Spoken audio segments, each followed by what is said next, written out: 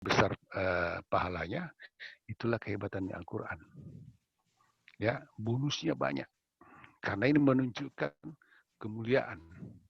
Penggunaannya luar biasa. Bukan hanya di dunia, sampai di akhirat orang dapat bonus. Yang hafal Quran, nanti kalau mati nggak disentuh akan cacing tanah. Bumi itu nggak berani menghancurkan jasad orang itu. Itu ada semua dalil-dalil di dalam petunjuk Rasulullah Shallallahu Alaihi Wasallam. Bukan hanya di akhirat, di dunia saja. Al-Quran itu bisa menjadi alat untuk petunjuk, bahkan untuk obat, menjadi penawar ketenangan hidup kita. Saya selalu katakan, hidup di dunia ini hanya dua lagi benteng yang harus kita pertahankan. Ketika benteng-benteng semua itu roboh untuk menghancurkan kehidupan kita, ada dua yang tidak bisa dipisah, tidak bisa dilupakan, yaitu sholat 5 waktu plus baca Quran. Dan itu banyak. Saya kebetulan mengajar di prodi bimbingan konseling Islam. Saya ajarkan terapi Islami. Salah satunya saya sampaikan di situ dalam materi adalah Al-Quran itu sebagai syifa, obat. Obat. Al-Quran itu sebagai obat. Kalau Anda lagi gelisah, baca aja Al-Quran. Ada orang suka melamun, bacakan Al-Quran. Lama-lama dia termasuk ada kemasukan jin, bacakan Quran. Insya Allah jinnya keluar. Kalau tidak keluar jinnya, berarti jinnya itu tuli-tulian. Kira-kira begitu ya. Dibacakan Al-Quran, kok tidak semua-semua. Ternyata jinnya itu tuli. Itu cerita orang. Tapi yang jelas obat. Sampai hari ini ada pernah saya bahkan bisa dilakukan terapi jarak jauh ya. Kemarin ada mahasiswi yang kena positif di kampus, saya bantu dengan terapi Al-Quran lewat jarak jauh. Alhamdulillah setelah dia minum air yang disiapkan oleh dia merasa tenang. Itu. Dan ada juga pasien saya diterapi dari jarak jauh karena musim COVID seperti ini tidak bisa saya datangi, dan sudah ada laporan bahwa dia berterima kasih karena orang tuanya sudah mulai membaik. Saya bilang saya nggak bisa, mohon maaf, saya nggak bisa jenguk karena saya takut penyebaran COVID ini. Terakhir tadi malam juga ada, sudah dikarantina di rumah sakit, juga saya terapi Al-Quran dari jarak jauh. Alhamdulillah laporannya sangat sudah tidak positif lagi. Jadi ini pun bisa jadi. Orang cuma nggak yakin gitu ya. Nah, termasuk nanti kalau ada peserta yang sering pusing-pusing ya, kepalanya lagi kalut, apalagi tanggal tua, kiriman belum datang, mahasiswa biasanya gitu kan. Nah, itu lain persoalannya itu. Bisa ada yang penyakitnya sudah ke dokter, tidak bisa sembuh-sembuh, nah itu bisa diterapi lewat jarak jauh bisa, tapi kalau bisa ketemu. Tapi kalau sekarang kan tidak boleh ketemu. Jarak jauh juga bisa. Baik, ke slide berikutnya. Isi pokok ajaran Al-Quran. Iya. Satu akidah, ya, ada akidahnya. Terus ibadah muamalah, ada akhlak. Terus ada sumber-sumber hukum, kisah-kisah umat terdahulu supaya jadi pelajaran itu. Dan kemudian F, isyarat atau pengembangan iptek. Ada semua di situ. Nah, ini sekedar gambaran umum saja. Jadi akidah kita kan beda-beda. Yang mana sih yang benar? Nah, tentu masing-masing pemeluk agama menganggap akidah yang paling benar. Tapi akidah yang kita yakini ini harus dianalogikakan selama itu mampu. Ya, gunakan akal sehat. Siapa nama Tuhanmu? Allah atau Allah? Bacaannya itu Allah atau Allah. Yang tebal, tapi tebal banget. Nama Tuhan saya Allah. Kata orang di sebelah, jangan sampai muntah kamu ya. Datang lagi di sebelah, nama Tuhanmu siapa? Allah. Jangan kamu ngejek-ngejek Allah, gitu ya. Itu aja nama itu kita nggak ngerti. Dan nama itu penting. Siapa yang lebih tahu nama itu? Para nabi. Namanya adalah Allah. Kalau berbaris atas, bacaannya agak tebal, tapi jangan terlalu tebal. Allahu Akbar. Tapi kalau berbaris bawah sebelum lam, lillahi ta'ala, agak tipis. Jangan sampai kamu sholat, ada orang sholat, sholli pada sholat subuh rakaat ini makmum mustaqbil kiblati lillahi ta'ala. Kenapa tebal lamnya? Supaya khusus, Ustaz. Itu salah baca mana. Gitu ya. Nama saja. Belum lagi kalau ditanya, berapa Tuhanmu? Ya, satu, ahad. Kul huwallahu ahad. Esa. Sebab kalau dua, ribet. Presiden aja dua jadi calon, yang jadi cuma satu presiden. Negara satu aja. Kabupaten, provinsi, rumah tangga dua, suami istri sama-sama menyuruh. Anaknya disuruh kata suaminya ke kanan, kata istrinya ke kiri, bingung anak, yang mana saya turuti. Kan mudah dipahami gitu ya. Nah, tapi ini untuk kita aja. Kalau kepada non-muslim jangan ngomong gitu. Nanti marah dia. Karena Islam kita itu nanti adalah Islam wasatiyah. Islam yang tengah-tengah, tidak menyakiti orang. Karena Allah juga menginginkan hal itu terjadi. Walaupun Allah tidak suka. Kenapa? Karena ini pilihan kita. Mau jadi muslim, jadilah muslim. Silakan. Mau jadi non-muslim, pilihan kamu. Allah tidak bilang, silahkan jadi muslim. Tidak, tapi itu pilihan kamu ya. Nah itu. Nah, kita memilih akidah ini harus yakin. Dari mana sih kita supaya yakin? Pelajari Al-Quran. Kul huwallahu ahad. Belajar bahasa Arab. Huwa itu damir. Kata ganti muzakkar huwa. Oh, berarti Tuhan itu laki-laki, bukan perempuan. Nah, ini baru belajar bahasa Arab. Belum belajar akidah. Kalau belajar akidah, diberitahu huwa itu memang artinya dia seorang laki-laki. Tapi kepada Allah jangan dikait-kaitkan jenis. Kenapa? Karena Allah yang menciptakan jenis. Jadi kalau begitu Allah tidak berjenis. Allah tidak ada kaitannya dengan makhluk. Laisa kamislihi syai'un. Belajarlah akidah di situ. Loh, Tuhan kamu kan sempurna. Ya kan? Tuhan kamu sempurna. Nggak, kenapa kamu sholat? Kenapa kamu sembah-sembah dia? Saya itu tidak sembah Tuhan, tidak sholat, tidak apa. Kenapa? Saya tahu Tuhan saya sempurna. Untuk apa saya ibadah? Ibadah saya itu nggak ada nilainya.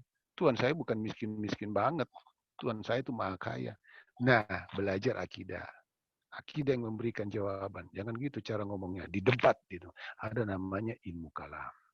Akidah, ilmu kalam, ilmu yang membicarakan masalah ketuhanan dengan segala yang berkaitan dengannya. Nanti belajar ilmu kalam. Baik, ibadah. Bagaimana cara ibadah? Ibadah itu tiarap, jongkok, atau baring. Ya, ibadah kita sholat. Ini satu-satunya ibadah yang diterima bukan di bumi, tapi di alam yang sangat mulia di atas ketika terjadi Isra Mi'raj. Ya. Dan sholat itu satu-satunya sholat yang paling lengkap adalah Islam. Saya pernah ke Israel, saya lihat cara sholatnya orang Yahudi itu pakai topi kayak Chaplin, terus bajunya baju hitam, terus baca kitab Taurat, digoyang-goyang lututnya. Tiba-tiba nanti ada yang tiarap, ada yang cuma berdiri menyanyi, saudara kita yang non-muslim, macam-macam. Tapi sholat kita, gerakannya luar biasa. Nah, di mana kita pelajari? Ini, Al-Quran ketika bicara soal ibadah, ada di situ. Bagaimana tata cara beribadah kepada Allah, berdiri, ruku, sujud. Bahkan sekarang ini, ibadah itu bisa menjadi terapi juga. Ada orang sembuh gara-gara lewat sholat tahajud. Nah, itu kan. Jadi banyak rahasia-rahasia di situ. Yang ketiga, akhlak. Oh, ini paling utama ini. Akhlaknya luar biasa. Akhlak di dalam Islam itu sangat luar biasa. Akhlaknya apa? Tidak nyakiti orang, orangnya lembut, ramah. Walaupun disakiti. Nah, salah satu contohnya kejadian kemarin. Syekh Ali Jabir, bagaimana komentarnya? Itu akhlak Quran itu. Itu akhlak Nabi Muhammad SAW. Mana ada manusia yang sehebat Nabi Muhammad? Siapa yang mengikuti akhlak Nabi Muhammad, pasti mengacungkan jempol orang yang mengikutinya. Syekh Ali Jabir itu gambaran orang-orang tasawuf. Orang-orang sufi, tidak banyak komentar, tapi prakteknya luar biasa. Kira-kira kalau kamu mau dibacok orang yang muda-muda ini, mampu nggak seperti Ali Jabir? Insya Allah. Tapi belajar dulu. Belajar ya. Makanya kalau disenggol kakinya, ya kena penyakit sedikit, Nah, itu orang-orang seperti Ali Jabir itu ucapannya bukan aduh, tapi alhamdulillah. Nah, itu tidak gampang. Tidak gampang mengucapkan alhamdulillah. Dan seterusnya, sumber hukum, kisah-kisah umat. Nah, ini kisah-kisah umat luar biasa nih. Saya kebetulan pernah tetangga dengan siapa itu? Yang pernah ngaku dirinya Tuhan. Firaun ya. Saya pernah tetangga 7 tahun saya di Mesir. Saya kunjungi dia, ziarah kepada Firaun. Mau kemana? Mau ke Mbah Firaun. Karena satu-satunya manusia yang sudah lama meninggal, jasadnya masih utuh. Nah, itu dalam Al-Quran ada. Diselamatkan jasadnya supaya jadi pelajaran. Kemarin ada teman saya ke sana, penelitian, dia lihat Firaun disumpah-sumpahi. Disumpah-sumpahi Firaun. Di situ malamnya dia mimpi. Hampir mati katanya saya tadi malam. Kenapa? Saya didatangi oleh prajuritnya Firaun dalam keadaan tidur. Karena Firaun itu dapat memberi berkah kepada orang Mesir ya. Berkahnya kepada kita menjadi pelajaran. Sampai sekarang jasadnya masih ada, peninggalan sphinxnya, piramidnya juga masih ada. Itu ada di Al-Quran supaya orang bisa sadar ya. Kemudian isyarat pengembangan iptek. Saya kira itu. Nanti kalau lama saya terlalu banyak, saya kepingin nanti ingin diskusi aja ya. Baik, halaman berikutnya, fungsi Al-Quran. Nah, ini dia fungsi Al-Quran. Wah, ini tugas Anda nanti, lihat aja ayatnya, saya nggak bacakan. Saya kasih kode-kode aja gitu. Pedoman hidup. Ya. Pedoman hidup. Hidup ini nggak ngerti kita. Ya, kalau nggak ada Al-Quran memberitahu. Setelah mati ada namanya alam barzah, alam kubur. Bagaimana di sana. Ini nggak nyambung, nggak ada ilmu yang bisa menjangkau itu kecuali ilmu wahyu. Makanya jangan heran kalau ada orang tidak percaya Al-Quran, ngomongnya sembarangan. Ulama itu ngomong surga neraka, belum pernah ke sana. Saya kalau pernah ke surga nggak bakal keluar lagi. Ya, dan kalau ada orang masuk neraka nggak bisa keluar, tertangkap dengan neraka. jadi hal-hal seperti itu diberitahu sebagai rahmat bagi alam semesta. Benar nggak Al-Quran sebagai rahmat? Ya pelajarilah Al-Quran. Rahmat. Jadi kalau ada seorang muslim bikin gaduh, bikin masalah, bikin onar, bahkan membunuh orang, itu berarti nggak ngerti Al-Quran. Ada orang muslim tapi bergaulnya hanya untuk kelompoknya saja, nggak mau bergaul dengan yang lain walaupun non-muslim, itu berarti belum paham Al-Quran. Ya, jadi masuk ya nanti itu lihat kalau merasa Al-Quran belum jadi rahmat, sebagai muslim belum bisa memberi rahmat, baik kasih sayang, belum. Boleh nggak bercinta? Boleh, karena Al-Quran itu sebagai rahmat, tapi jangan cinta sembarangan. Ya, cintai Allah, cintai Rasulullah. Ya, seperti itu. Bahkan seperti itu juga sebagai petunjuk hidup kita. Cahaya petunjuk, peringatan, diberi peringatan. Kamu kalau nggak nurut ini kejadiannya. Kamu kalau nggak taat, kamu akan dimurkai oleh Allah. Ya. Peringatannya gitu. Dan setiap ajaran Islam yang dilanggar, itu pasti mengandung resiko yang berbahaya. Karena kenapa? Jangankan ajaran Islam, aturan Islam itu seperti lalu lintas. Ya. Lampu merah, lampu kuning, dan seterusnya. Itu kalau dilanggar, ya resikonya adalah kecelakaan. Jadi ada aturan. Makanya diikuti Al-Quran itu. Terus ada nomor 9 ya.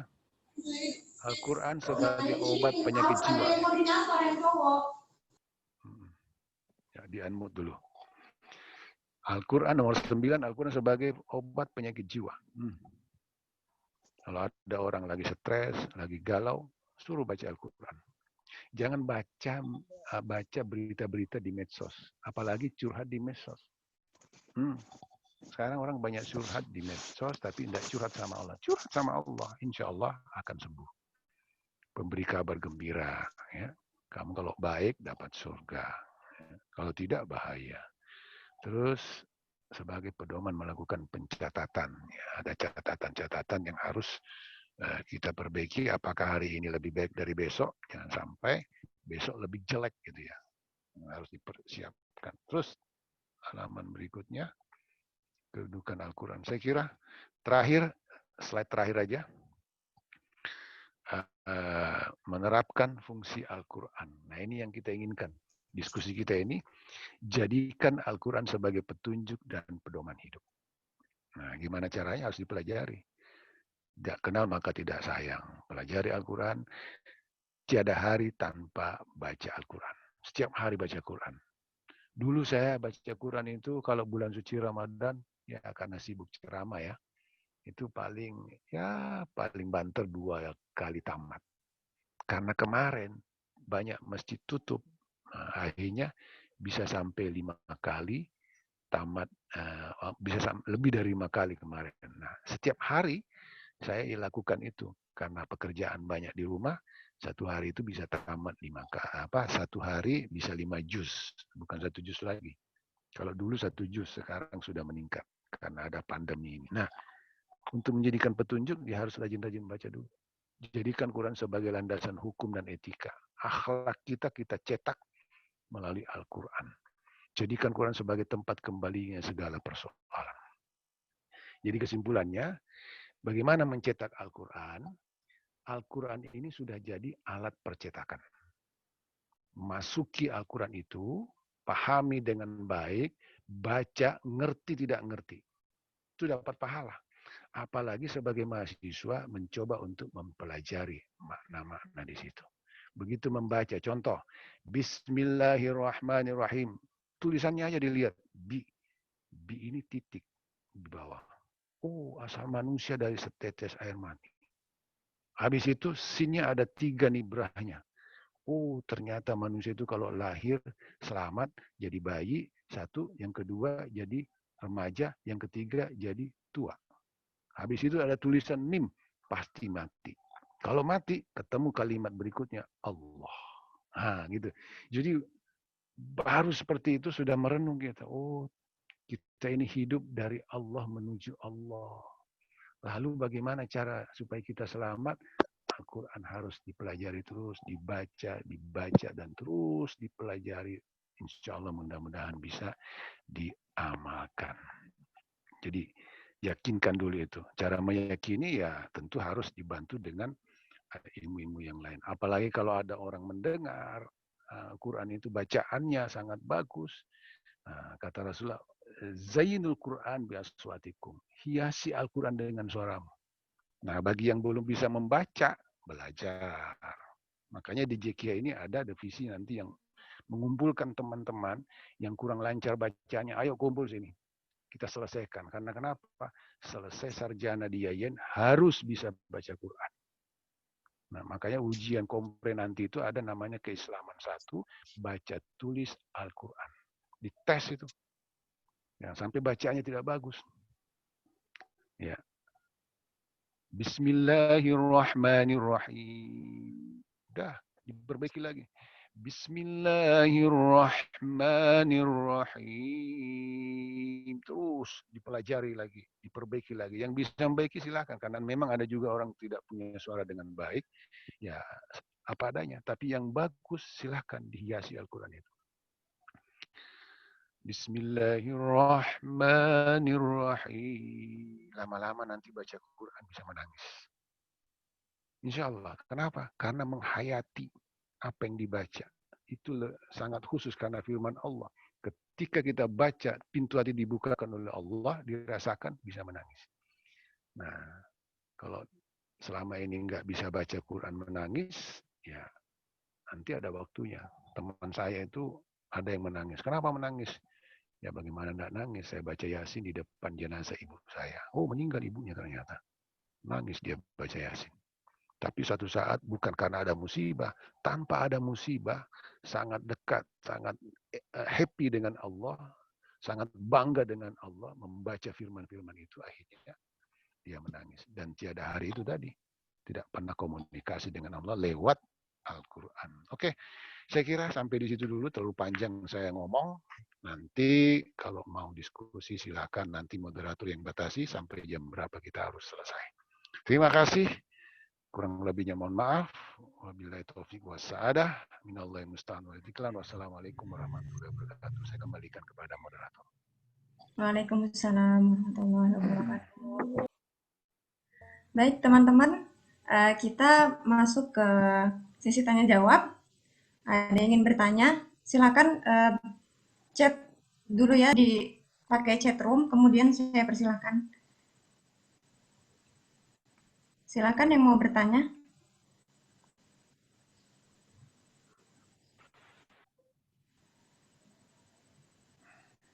Ada yang mau bertanya?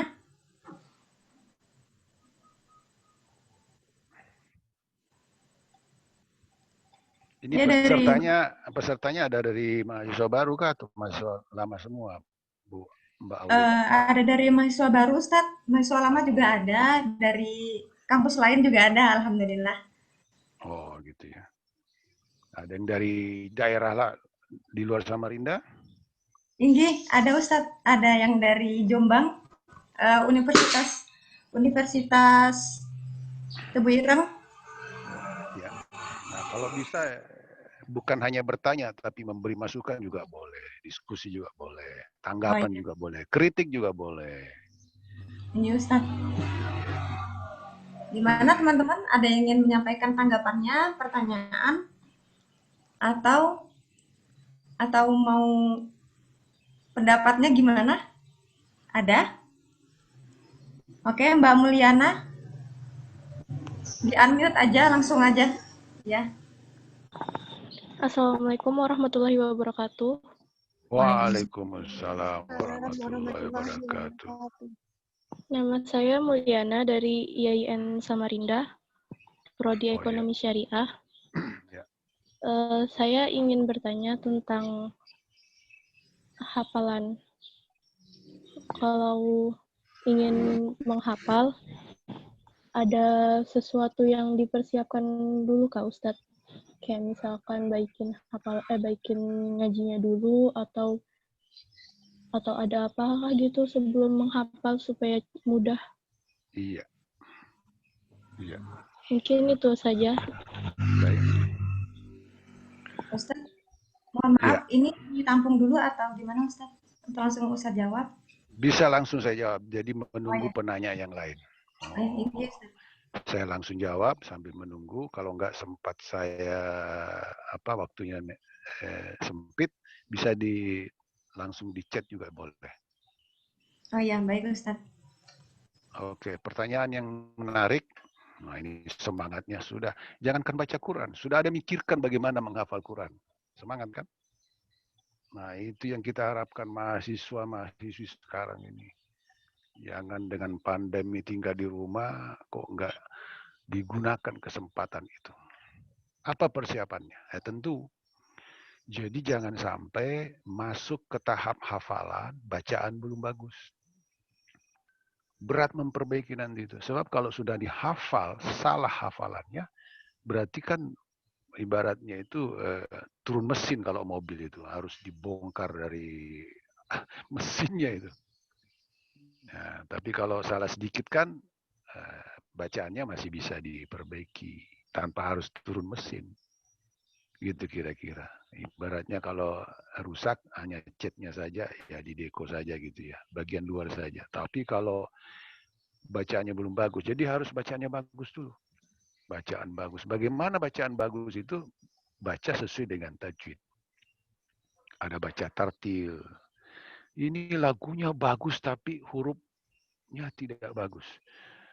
Alhamdulillahi Rabbil Alamin Ar-Rahmanir Rahim Maliki Yawmiddin Iyyaka na'budu wa iyyaka nasta'in. Terakhir nanti waladdallin. Banyak sekali salahnya di situ. Alhamdulillahi Rabbil Alamin. Bukan ngalamin. Baca lagi satu, ijaja nasrullah. Bahkan ada baca ijajul jilatil ardu jiljalaha. Kok jadi ja semua? Datang lagi di satu tempat, isa sulsilatil ardu silsalaha. Kok jadi sa semua? Nah, ada teman saya dari Jepang itu, luar biasa bacaannya. Pokoknya seperti bahasa Jepang. Lama-lama dia tinggal di kampus, luar biasa bacaannya. Seperti melebihi orang Arab. Gitu ya. Jadi ada huruf ain gitu. Panjang pendeknya, jangan sampai salah. Habis itu, karena saya juga saya pernah temukan, nah ini jadi kasus ini. Hafal Quran, tembus 30 juz, lancar hafalannya. Tapi makharijul hurufnya masih ada yang salah. Berarti kan dari waktu menghafal itu tidak diperbaiki oleh guru hafalnya. Bahkan tartilnya itu masih harus diperbaiki. Jadi kalau jadi imam itu orang selalu minta, Pak Ustadz kalau bisa diganti imamnya. Kenapa? Enggak terlalu khusyuk kita. Karena kenapa? Bacaannya kurang bagus. Padahal hafal Quran. Contohnya tadi, waladdallin. Linnya itu jangan digantung. Waladdallin. Bukan lin, berarti menambah huruf itu. Iyyaka na'budu, iyyaka na'budu. Iya kan, ada yang nambah. Iya karena berarti bertanya. Bukan hanya kepadamu. Apakah hanya kepadamu saya menyembah? I, An'amta. Ada yang baca anyamta. Nah, kan salah. Yang paling parah kalau dibilang anak onta, itu lebih parah lagi tuh. Iya. Jadi bacaan itu harus betul-betul benar lewat ilmu tajwid. Ilmu tajwidnya kalau sudah sampai di situ, nah baru hafal Al-Quran. Tentu ada tekniknya, 5 ayat, habis itu ditambah lagi. Menghafal itu tidak terlalu susah, tapi memeliharanya, murajaahnya yang paling berat. Tapi itulah perjuangan sebagai seorang penghafal. Saya kira untuk sementara di situ, mudah-mudahan paling tidak ada hafalannya ya, ada hafalannya. Anak SD aja hafal juz 30. Ya. Jadi kalau bisa hafal 30 juz, kalau enggak juz 30. Jangan minum juz-juz saja tapi enggak hafal Quran. Enggak ada satu juz pun dihafal. Ya, saya kira itu. Saya kembalikan kepada moderator. Baik Ustadz, ini sudah ada masuk beberapa chat dari yang mau bertanya. Dimohon yang mau bertanya mengaktifkan videonya ya. Kemudian selanjutnya dari Mbak Nurlinda Mansur, silakan. Baik, Assalamualaikum warahmatullahi wabarakatuh. Waalaikumsalam warahmatullahi. Afwan Ustadz, saya izin bertanya. Sebagian pelajar menghafal Al-Quran dengan cepat, maka cepat pula lupanya. Nah, bagaimana solusi dari permasalahan tersebut, Ustadz? Ya, sama seperti yang Ustadz bilang tadi, dalam menghafal Al-Quran, murojaahnya yang berat. Karena menurut saya, tantangan dari seorang penghafal Al-Quran ialah bukan di menghafalnya, namun bagaimana cara kita mempertahankan hafalan tersebut, serta mengamalkan kandungan yang terdapat dalam Al-Quran. Syukran Ustadz, mungkin itu saja pertanyaan saya. Assalamualaikum warahmatullahi wabarakatuh. Ya. Hafal cepat, cepat lupa. Biar lambat, tapi jangan lupa. Iya, biar lambat. Kata Rasulullah, al-ajalatu minasyaitan. Terburu-buru itu dari pekerjaan setan. Ayo cepat aja selesai, cepat selesai. Kalau perlu dikhatamkan, nah, tapi ini sama dengan membaca saja. Membaca adalah terlalu cepat. Itu beda hasilnya kalau membaca sedang. Apalagi membaca dihayati, tahu maknanya, itu luar biasa. Nah, karena kenapa? Membaca Al-Quran itu bisa menetralkan seluruh anggota tubuh dari ujung rambut sampai ujung kuku. Saya kalau minum itu saja, sebelum minum, biasanya kan ajaran Rasulullah kan baca bismillah ya. Saya kalau makan minum baca Al-Fatihah. Baru saya tuangkan ayat itu sudah mulai bismillahirrahmanirrahim. Alhamdulillahirabbil alamin maliki yaumiddin. Baca lagi hadis Rasulullah bismillahirrahmanirrahim la yadurru ma'asmi syai'un fil ardi wala fis samai wa samiul alim. Ya Allah, selamatkan kami dari wabah corona. Bismillah. Tapi jangan cuma air saja, tambah vitamin supaya imunnya kuat. Ini enggak usah pakai vitamin, enggak usah pakai masker, enggak usah pakai ini, tapi yang penting baca bismillah. Tidak boleh. Harus seimbang. Kalau enggak seimbang itu namanya tawakul, bukan tawakal gitu ya. Nah, pertanyaan tadi itu menarik ya, cepat hafal. Tapi cepat lupa, apa hasilnya? Ya lupalah. Tapi biar lambat, tetapi bisa dipertahankan. Saya dulu tidak sempat menghafal Al-Quran karena ada kendala. Saya sekolah pagi sore waktu itu, waktu tamat SD. Akhirnya saya berhenti menghafal. Jadi saya sudah hafal 3 juz, itu cepat. Tapi hampir cepat juga hilang. Itu masalahnya. Nah, waktu saya sekolah di Mesir, tidak bisa lagi karena tidak bisa ikut ujian kalau nggak lulus Al-Quran 5 juz. Ya, 5 juz. Wah, itu mau tidak mau. Jadi memang ada harus paksaan. Dengan sikap paksa itu akhirnya bisa menghafal juga, walaupun tidak semuanya. Gitu ya. Jadi sekali lagi yang menghafal cepat supaya nanti dilambat-lambati. Jangan terlalu cepat gitu ya. Bagaimanapun kalau terlalu cepat, ya kendaraan juga kalau terlalu cepat, ya bisa mencelakakan diri kita. Apalagi kalau sudah ada prinsip tadi, cepat menghafal tapi cepat lupa. Gunanya menghafal itu adalah supaya dijaga, dipelihara. Ya, tidak perlu harus sekian halaman satu hari, yang penting minimal 5 ayat. Sudah luar biasa. Saya kira itu, wallahu alam. Terima kasih, Mbak Nurlinda ya, Mansur. Ya, syukran Ustaz. Silakan yang lain. Sama-sama. Ya. Ustadz, kita lanjut deh pertanyaan selanjutnya. Banyak pertanyaan yang masuk, Ustadz. Ya, silakan. Kemudian selanjutnya dari Mbak Siti Fatimah Sari. Mohon di-on-kan kameranya. Silakan, Mbaknya. Assalamualaikum Ustaz. Waalaikumsalam warahmatullahi wabarakatuh. Silakan. Izin bertanya Ustaz. Ya. Gini Ustaz, ada Ana dengar dari ustadz-ustadz yang lain dan guru-guru, kalau kita ingin menghafal Al-Quran, kita harus bersanad dulu dari guru-guru sebelumnya sampai ke Rasulullah. Nah, bagaimana Ustaz jika kita saat menghafal Al-Quran itu tapi kita belum bersanad kepada guru? Hukumnya bagaimana Ustaz? Iya. Iya, memang ada hadis mengatakan la imana liman la aqlalahu. Tidak sempurna iman seorang kalau tidak menggunakan akal. Sama juga dengan la ilma liman la sanadalahu. Ilmunya juga harus bersanad. Nah, oleh karena itu memang perlu. Biasanya kan kalau di pesantren itu habis sholat subuh menghadap, gitu ya, hafalan. Tapi kalau sudah maghrib itu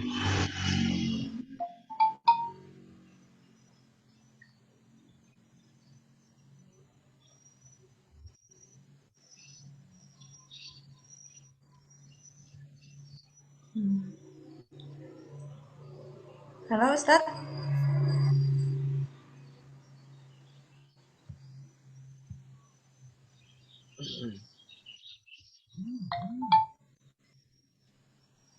Kita sambil menunggu Ustadznya masuk lagi ya. Ustadznya kayaknya keluar. Iya, siap.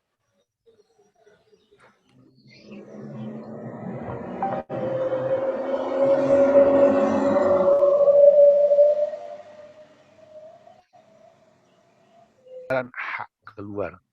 Ya, kalau bangun tidur itu ada hak. Ya. Latihan kalau bangun tidur sebut hak. Jadi mulutnya ditutup dengan tangan, baru sebut hak gitu ya. Jangan sama teman kalau pagi-pagi baunya itu luar biasa. Kalau kecium bau banget, itu haknya bagus tuh, mantap tuh. Alladzi at'amahum min ju'in wa amanahum min khauf.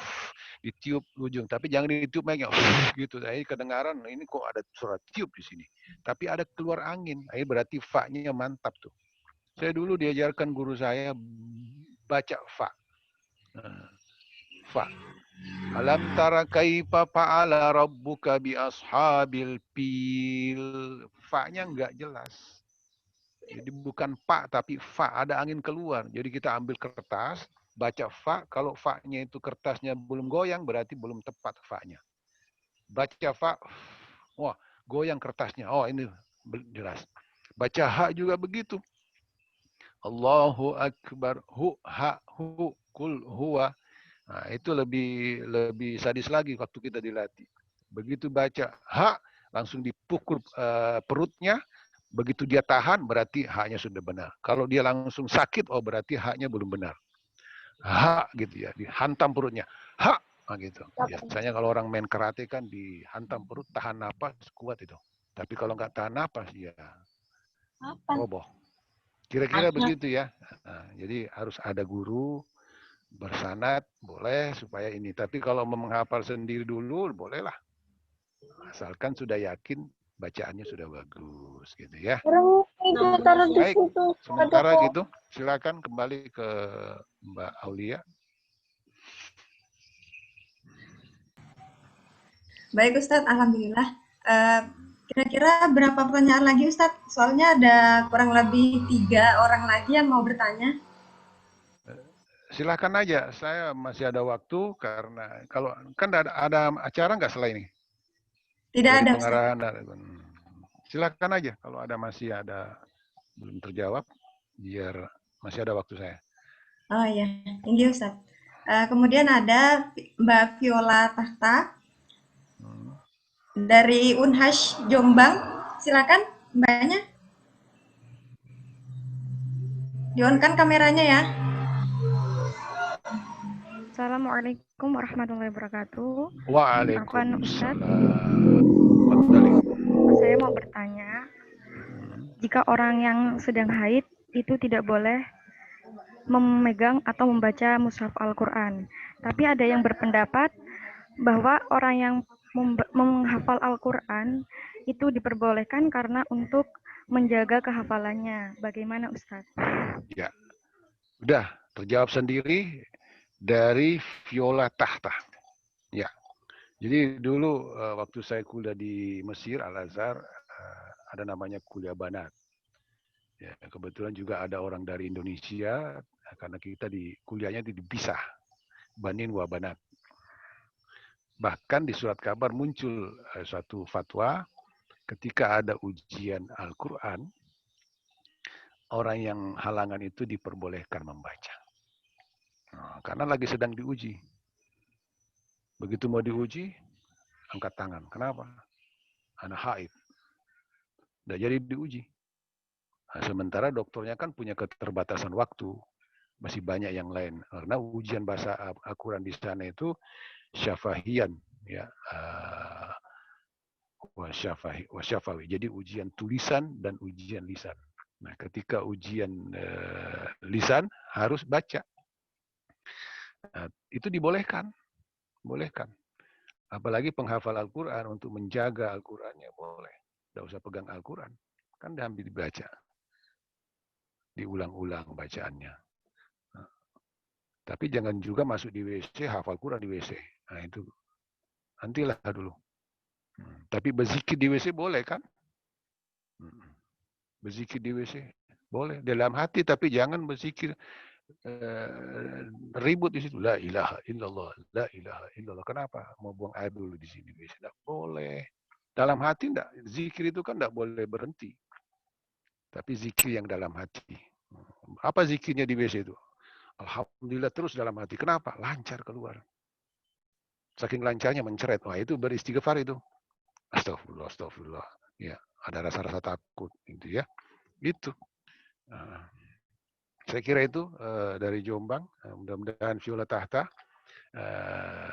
bisa menghafal Quran dan juga kalau halangan, khawatir hilang hafalannya kalau nggak diulang, dibolehkan.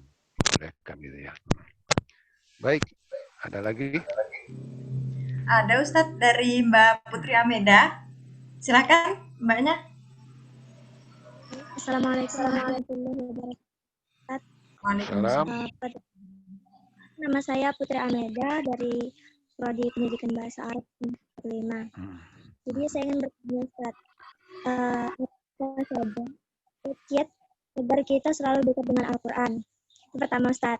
Yang kedua, apakah benar kalau misalnya kita berat untuk membaca Al-Quran itu Al-Quran yang memang nggak mau kita baca. Yang ketiga, ketika kita misalnya ingin menghafal Al-Quran dan dibarengi dengan berbagai masalah kehidupan, Ustaz, otomatis kan fokus kita terganggu. Nah, itu untuk mengembalikan fokus kita itu gimana, Ustaz, caranya? Terima kasih. Assalamualaikum warahmatullahi wabarakatuh. Ya, kalau nggak salah dengar pertama itu kiat ya. Kiat apa? Agar Apa tadi? kita dekat dengan Iya. Agar kita dekat dengan Al-Quran. Ini kalau saya kasih ya, ada jimat, ini kalau kamu pakai, kamu akan tidak terjadi gangguan apa-apa. Yakin selamat, sudah banyak bukti-buktinya. Kira-kira kalau saya kasih jimat itu, kamu simpan nggak? Banyak sudah orang selamat. Ini jimat sudah banyak dipakai orang. Nah, sama dengan Al-Quran. Al-Quran itu yang menjamin kehebatannya bukan saya, tapi Allah sendiri, terus Nabi Muhammad sendiri, dan itu sudah bukti. Rasulullah dengan rajin membaca Al-Quran, beliau terima. Rasulullah itu bukan hanya rajin membaca, bahkan suka mendengar. Pada sahabatnya, Iqra'il Quran, bacakan aku Al-Quran. Kata sahabat, loh, bukankah Al-Quran itu turun kepadamu ya Rasulullah?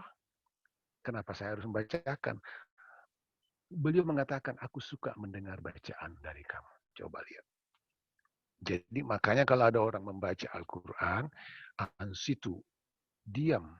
Ya, supaya kamu dirahmati oleh Allah. Asal yang baca Quran itu adalah suaranya bagus. Tapi kalau suaranya nggak bagus, ya ngomel-ngomel orang. Gitu ya. Makanya imam yang bisa mengimami kita jadi imam itu, akra'u minkum, yang paling bagus bacaannya. Yang sudah tidak bagus bacaannya karena giginya ompong, sudah tahu diri, sudah mundur sudah daripada salah-salah membaca ya.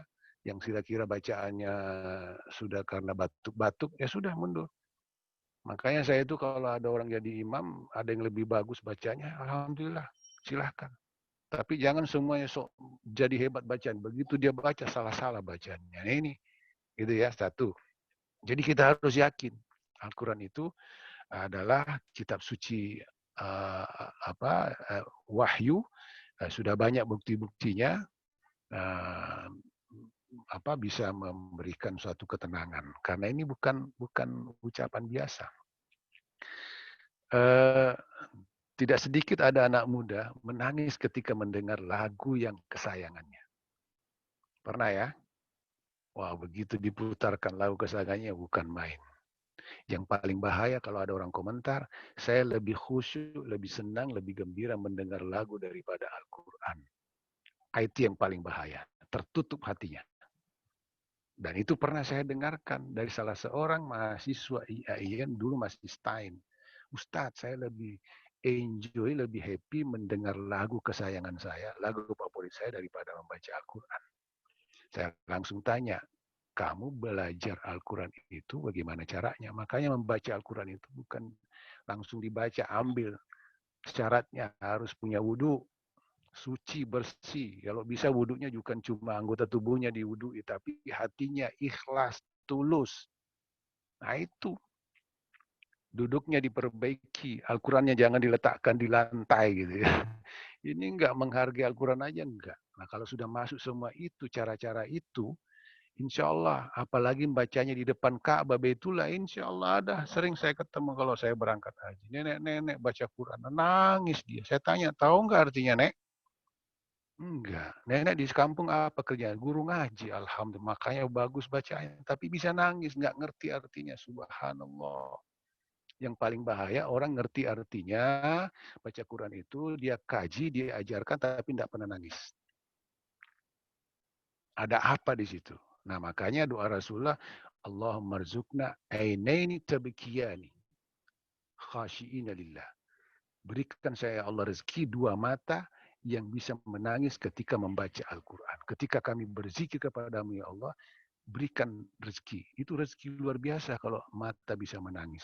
Kalau ada orang sakit bisa menangis, itu kelas umum. Anak kecil apalagi. Kalau sakit, kena musibah, nangis. Biasa. Tapi kalau baca Quran bisa nangis, itu luar biasa.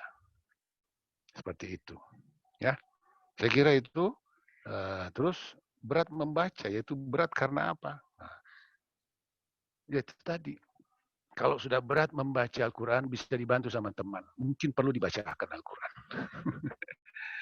Saya ini berat Ustaz baca Al-Quran. Sini saya bacakan dulu Al-Quran. Siapa tahu ada gangguan. Ada. Bisa terjadi. Jin itu memasuki badan seseorang. Jangankan mendengar Al-Quran. Dibacakan ajan aja lagi. Kita pendengarkan ajan, dia terbirit-birit lari. Mendengar suara ajan, dia itu tutup telinganya. Ternyata ada jin di dalam tubuhnya. Nggak suka dia. Jadi kalau dia membaca Al-Quran, dan itulah godaannya. Ya, baca Al-Quran, tiba-tiba ngantuk. Jadi kata Syekh Ali Jabir, kalau baca Quran itu jangan begini bentuknya. Kalau perlu baca Quran di depan mata, terus kepala ini tegak melihat Al-Quran itu. Insya Allah nggak ngantuk. Karena nggak ada orang yang tidur itu begini matanya, begini kepalanya. Pasti kalau ngantuk, tak taruh ke bawah. Orangnya sudah ngantuk, terus letak Qurannya di bawah, insya Allah mudah sekali untuk ngantuk, untuk tidur. Iya kan? Apalagi bulan suci Ramadan, itu godaannya. Iya. Jadi kalau mau baca supaya tidak berat, ambil air wudhu, jangan lupa memohon kepada Allah. Insya Allah diberi kekuatan. Kalau toin dilakukan belum bisa, minta bantuan sama ustadznya. Didoakan. Kalau perlu diruqyat, ya. Terus punya masalah. Ya, punya masalah bisa nggak Al-Quran? Mudah-mudahan tidak salah pemahaman saya mendengar pertanyaan tadi. Masalah itu kalau membaca Quran tapi yang muncul masalahnya. Nah, di dalam Al-Quran disebutkan wabashiril ladzina idza asabatuhum musibah qalu inna lillahi wa inna ilaihi raji'un. Berikan berita gembira orang yang kena musibah. Nah, apa berita gembiranya? Kena musibah itu apa? Orang yang sabar. Harus sabar memang. Supaya masalah itu bisa selesai. Cara sabarnya apa? Beristirja. Inna lillahi wa inna ilaihi raji'un. Sudah masalah ini kan semua ujian dari Allah. Apa masalahnya? Putus cinta? Biasa putus cinta. Tapi kalau cinta sama Allah jangan sampai putus. Karena kenapa? Dia yang memberikan nikmat, dia yang menciptakan. Putus cinta dengan Rasulullah jangan sampai putus. Karena kenapa? Beliau manusia yang sangat kangen sama kita dan sangat bangga dengan orang-orang yang mencintai dia, tidak pernah melihat wajahnya. Tapi kalau putus cinta sama orang itu biasa. Nah, kalau sudah paham seperti itu, maka insya Allah masalah-masalah yang dihadapi itu serahkan sama Allah. Dan itu pernah saya alami semua. Dan banyak orang saksi seperti itu. Ketika kena musibah, meninggal orang tuanya hari ini, malam pertama itu paling berat musibahnya. Karena merasa di rumah itu nggak ada lagi orang tuanya, ayahnya, ibunya. Tapi dengan melalui Al-Quran diberikan ketenangan. Kan Allah bilang, alladzina amanu wa tatma'innu qulubuhum bizikrillah. Orang-orang beriman dan hatinya tenang karena berzikir. Itu diberikan ketenangan jiwa. Orang-orang beriman, percaya kepada Allah dan berzikir. Salah satu zikir yang paling hebat adalah Al-Quran. Imam Ahmad bin Hambal kan pernah bermimpi ketemu dengan Allah. Dengan apa orang-orang yang mendekatkan diri kepadamu ya Allah? Kata Allah, bikalami dengan firmanku. Kalau ada orang mau mendekat kepada saya, pakai firman saya. Al-Quran itu dibaca. Kata Imam Ahmad, apakah harus faham? Bifahmin atau bigeri fahmin? Apakah harus paham? Kata Allah, bifahmin wa bigeri fahmin. Faham tidak faham, baca aja. Artinya apa? Allah sudah siapkan. Asal adab-adab membaca Al-Quran terpenuhi, terus hati ini yakin bahwa innalillah, ini semua milik Allah, dan yakin kita pasti kembali kepada Allah, insya Allah Allah akan berikan itu. Cahaya, petunjuk darinya. Oke, saya kira cukup demikian dari jawaban saya untuk Putri Anida ya. Sama-sama. Baik Ustadz, dilanjutkan Ustadz. Sampai 10.30 ya. Nah, saya mau keluar. Baik Ustadz. Ada satu lagi Ustadz yang lewat chat Silakan. ini. Mbak Titin Atika Rahmawati, silakan. Assalamualaikum warahmatullahi wabarakatuh. Waalaikumsalam, Mbak Titin. Ya. Afwan, Ustaz ingin bertanya seperti ini. Misalnya kita kan punya niat buat hafal Quran, punya semangat, tetapi untuk beberapa kali selanjutnya itu semangat itu tiba-tiba luntur. Bagaimana solusinya supaya kita punya niat buat menghafal Quran itu tetap istiqomah? Sudah, Ustaz. Iya, ini pertanyaannya berat. Karena namanya istiqamah itu penting dan itu juga berat, tidak gampang. Godaannya banyak.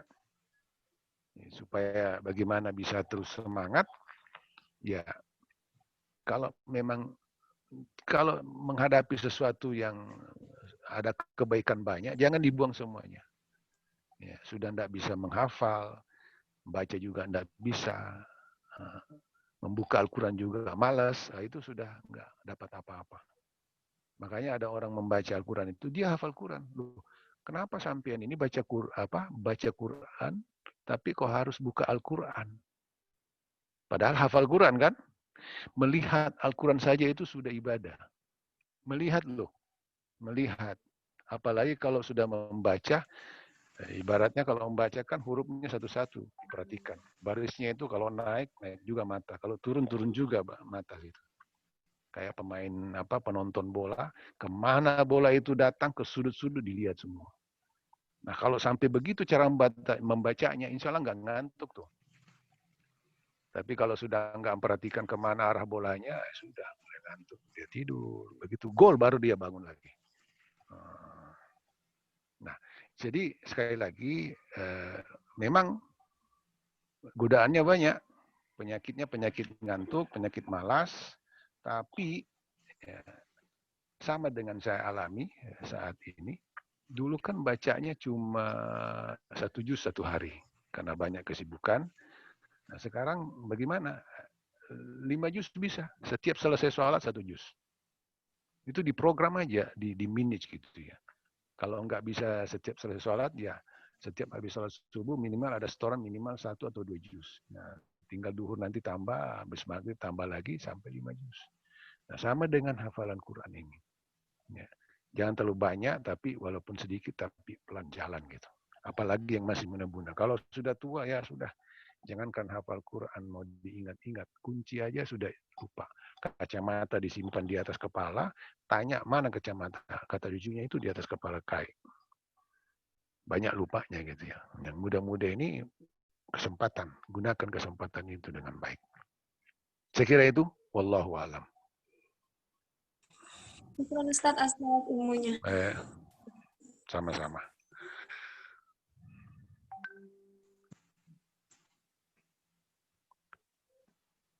Silakan ke host.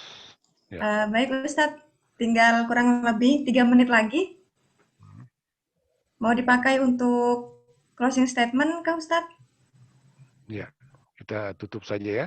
Nanti kalau ada yang bertanya, silakan tanya teman-temannya di JKH.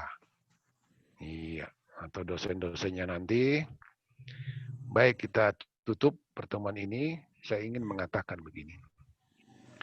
Mencetak manusia atau insan Qurani adalah modal besar kehidupan kita. Lebih khusus mahasiswa IAIN, mudah-mudahan nanti mahasiswa UIN, Universitas Islam Negeri, itu adalah suatu kepastian. Sebab kenapa? Baginda Rasulullah SAW akhlaknya adalah Al-Quran. Itu dinyatakan langsung oleh istri beliau Aisyah radhiyallahu anha. Kana khuluquhu Al-Quran. Akhlaknya Rasulullah itu Al-Quran. Al-Quran dikaji nggak bakal habis. Al-Quran dikaji nggak bakal habis. Oleh karena itu, akhlaknya seseorang itu bisa diwarnai dengan Al-Quran. Pertama, kita rajin membaca. Sebagai mahasiswa, kita mencoba mengkaji. Kajiannya nggak usah berat-berat. Surah-surah pendek. Yang tiap hari dibaca itu loh. Bayangkan membaca Al-Fatihah saja itu dibagi 3 sesuai dengan hadis Rasulullah. Kalau mau cepat, Alhamdulillah Rabbil Alamin Ar-Rahmanir Rahim Maliki Yaumiddin. Habis itu iyyaka na'budu wa iyyaka nasta'in. Berhenti lagi. Habis itu ihdinas siratal mustaqim dan seterusnya waladdallin amin. Bagi 3. Kenapa? Karena itu juga pembagiannya 3. Pertama masalah akidah.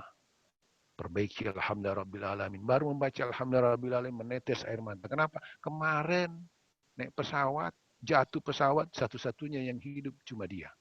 Begitu membaca Alhamdulillahi Rabbil Alamin, menangis di depan Allah. Kemarin temannya kena COVID, tapi dia yang selamat. Temannya sudah meninggal. Alhamdulillahi Rabbil Alamin, menangis di depan Allah. Begitu baca iyyaka na'budu wa iyyaka nasta'in, yakin betul. Ya Allah, hanya kepadamu kami minta tolong. Hanya kepadamu kami menyembah. Hanya kepadamu kami minta tolong. Bagaimana cara minta tolong kepadamu, ya Allah? Protokol kesehatan saya penuhi. Tapi apapun kehati-hatian saya, kalau Allah menghendaki saya mati, nggak bisa. Makanya saya serahkan semua usaha saya ini. Jangan protokol kesehatan nggak dituruti. Lalu mengatakan, saya cuma takut sama Engkau ya Allah. Saya cuma minta sama Engkau ya Allah. Salah, itu namanya tawakul. Tawakal bohong namanya itu. Itu namanya paham yang salah. Semangatnya beribadah hebat, tapi ilmunya salah. Bagaimana? Iyyaka na'budu wa iyyaka nasta'in, hanya kepadamu kami menyembah. Artinya ikuti asbab-asbab yang sudah disiapkan oleh Allah. Kalau sudah ditempuh semua sebab-sebab itu, baru apapun saya vitamin minum ini, pakai masker, tidak salaman. Tapi ini bukan kekuatan yang hebat. Walaupun imun hebat, iman hebat, tapi kalau Allah yang mengatur segala sebab, fa'alul lima yurid, angkat tangan saya. Nah itu saya serahkan, saya tawakalkan kepadamu ya Allah. Ihdinas siratal mustaqim, tunjukkan kami jalan yang lurus ya Allah. Waktu saya mendaftar, semangat saya mau jadi anak yang soleh. Sampai sekarang harus jadi soleh. Sampai sekarang harus tetap istiqamah jadi soleh. Waktu saya daftar IAIN itu, saya ingin menuntut ilmu agama, saya paham agama. Agama ternyata luas, saya harus tuntut itu, merasa kurang. Itu tunjukkan jalan siratal mustaqim. Jangan cuma di kampung lurus, terus masuk kota nggak lurus. Waktu di pesantren saleh, tapi di luar pesantren tanda tanya. Nah, istiqamah, ihdinas siratal mustaqim, sama orang tua istiqamah, sama dosen istiqamah, sama teman istiqamah, dimanapun istiqamah. Bagaimana siratal ladzina? Waduh, kalau sudah dipahami seperti itu, baca Al-Fatihah saja berulang-ulang sudah tenang hati. Ya kan? Nah, dengan memahami Al-Quran, pelan-pelan tapi pasti, insya Allah itulah yang membuat kita semangat. Akhirnya akhlak kita bisa terbentuk menjadi akhlak Qur'ani. Pandai mensyukuri nikmat Allah, reda segala cobaannya, juga selalu yakin bahwa kita ini pasti kembali kepadanya. Mudah-mudahan semuanya husnul khatimah. Saya kira sedikit saja ilmu yang kami dapat saya sampaikan di kesempatan ini. Tentu kebenaran dari Allah, kesalahan dari kami. Saya mohon maaf atas segala kekurangan. Terima kasih dan selamat bergabung, terutama nanti bergabung di organisasi JQH, Jam'iyatul Qurra, perkumpulannya orang-orang ahli membaca, wal huffaz, bacanya harus begitu supaya bisa menghafal walaupun sedikit tapi pasti ada hafalannya. Sekali lagi selamat kepada semua teman-teman. Terima kasih kepada panitia, terutama Ketua JQH, Mas Aldo. Kami pamit. Wassalamualaikum warahmatullahi wabarakatuh. Waalaikumsalam warahmatullahi wabarakatuh. Selesai kegiatan kita hari ini. Terima kasih banyak untuk Ustadz Bunyamin. Semoga apa yang Ustadz ajarkan kepada kami, ilmu yang sudah Ustadz berikan kepada kami, bisa kami amalkan dan bermanfaat untuk kita semua dunia dan akhirat. Amin. Baik, alhamdulillah kita udah selesai kegiatan hari ini. Mohon maaf teman-teman, mohon maaf Ustadz, banyak terdapat kekurangan, terutama saya sendiri sebagai moderator. Mohon maaf yang sebesar-besarnya. Semoga kajian di UKM JQH ini semakin banyak lagi dan mudah-mudahan bisa banyak yang join seperti itu. Baik, kami sebagai panitia, mohon maaf yang sebesar-besarnya, kekurangan milik kami, kelebihan hanya milik Allah Subhanahu wa Ta'ala. Terima kasih semuanya sudah meluangkan waktunya untuk mengikuti kajian hari ini. Semoga selalu dilimpahi keberkahan oleh Allah Subhanahu wa Ta'ala ya. Saya tutup sebagai moderator.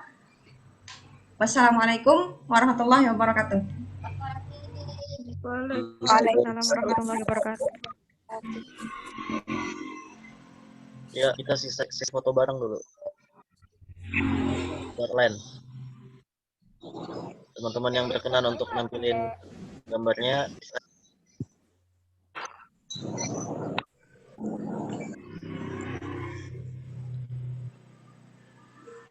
Ya, satu. Pose terbaik ya, 1, 2, 3.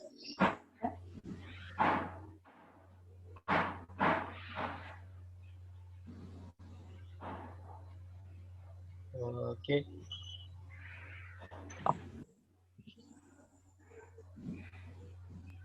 Oke, sekali lagi 1, 2. Lihat sebelah lagi 1, 3.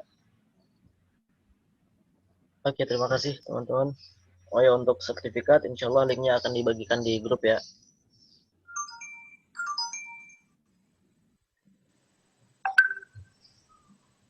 Oke, sip. Yang berkenan. Sore ya, Kak. Oke, silahkan. Terima kasih Ya, banyak. silakan teman-teman. Terima kasih, Kak. Terima kasih. Terima kasih semuanya. Ya, terima kasih Pak Ketum. Berkenan hadir. Terima kasih untuk Rifki Hafiz. Ya, terima kasih untuk sahabat Hafiz sudah melaksanakan kajiannya. Alhamdulillah sudah melaksanakan. Ya, saya pamit ya. Assalamualaikum. Waalaikumsalam. Waalaikumsalam warahmatullahi wabarakatuh. JKH salam Quran nih. Saya live itu. Sampai jumpa di Petaba. Siap. Oh iya Kak, petabanya itu kapan Kak? Nanti insya Allah di-share ya infonya insya Allah. Termasuk grup Tafis ya. Nanti insya Allah share. Belum dibikin ya? Belum. Karena ada beberapa yang harus kami persiapkan. Oke Kak, makasih. Saya tunggu di grup Petaba. Oke, siap. Dadah, assalamualaikum. Waalaikumsalam warahmatullahi wabarakatuh.